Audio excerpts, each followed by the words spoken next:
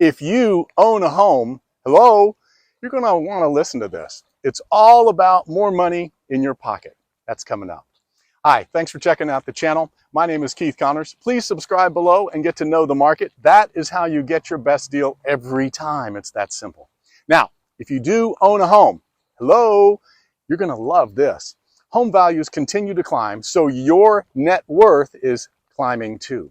And that's because you gain equity in your home as prices go up.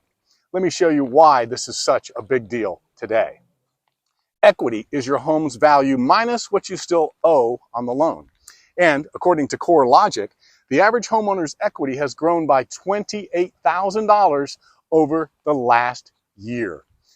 If you bought your house before the pandemic, the news is even better. Home prices have gone up by nearly 40% over the past 5 years. So your home's value has likely increased even more, especially, underlined and in bold, in Florida. In fact, the average homeowner today has just over $300,000 in home equity.